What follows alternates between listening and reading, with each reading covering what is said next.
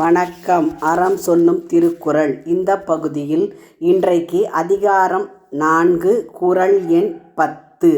செயற்பாலது ஓரும் அரணே ஒருவர்க்கு உயர்பாலது ஓரும் பழி. அதாவது ஒருவர் செய்ய வேண்டியவை அறச்செயல்கள், நல்ல காரியங்கள். தவிர்க்க வேண்டியவை பழிச் செயல்கள். பழிச் செயல்களை தவிர்த்து அறவழியில் நடப்பதுதான் சிறப்பு என்கிறார் வள்ளுவர். நாம் அறம் செய்ய வேண்டும், நல்ல காரியங்களை செய்ய வேண்டும். அறம் அல்லாத தீய செயல்களை செய்வதை தவிர்க்க வேண்டும். அதாவது கட்டாயம் செய்யக்கூடாது.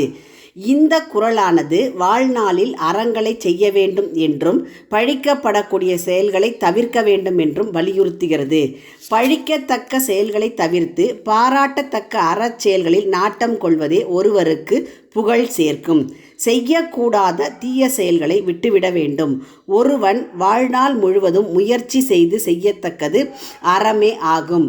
அப்போ நாம் நல்ல காரியங்கள் செய்வதற்கு நல்ல மனம் வேண்டும். முந்தைய குறள்களில் சொன்னது போல நல்ல மனசு இருக்கணும். ஒருவருக்கு ஒரு பொருளை கொடுக்கணும், பொய் பேசக்கூடாது, நல்லது செய்யணும், முடிஞ்ச வரைக்கும் நல்லது. அதாவது உதவி செய்யலனாலும் பரவாயில்ல, உபத்திரவம் செய்யக்கூடாது. நல்லது செய்ய முடியலன்னா பரவாயில்ல, விட்டுறலாம். தீயது செய்தல் கூடாது. அப்போ யாராவது உங்ககிட்ட ஏதாவது ஒரு பொய்யெல்லாம் சொன்னால் கூட அவங்கக்கிட்ட நீங்கள் உண்மையை பேசுங்க. யாராவது உங்களுக்கு கெட்டது செய்தாலும் நல்லது செய்யுங்க.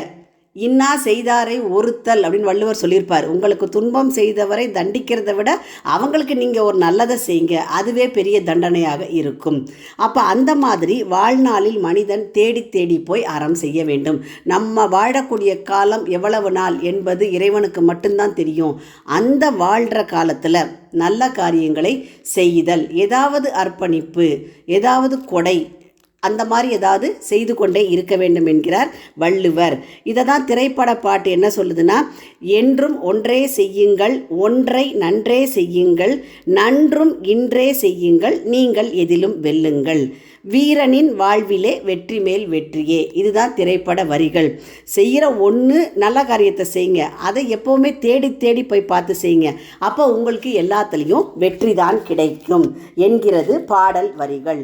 இதைத்தான் வள்ளுவர் என்ன சொல்கிறாருன்னா, ஒருவன் வாழ்நாளில் முயற்சி மேற்கொண்டு செய்யத்தக்கது அறமே.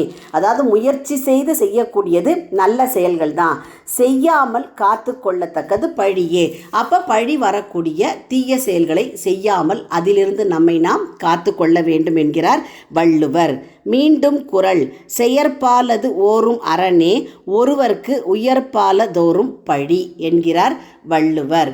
உங்கள் இல்ல குழந்தைகளின் மனதிலே தினம் ஒரு திருக்குறள் பதிய எங்கள் சேனலை சப்ஸ்கிரைப் பண்ணுங்கள். லைக் பண்ணுங்கள், ஷேர் பண்ணுங்கள், கமெண்ட் பண்ணுங்கள், சப்ஸ்கிரைப் பண்ணுங்கள். நன்றி.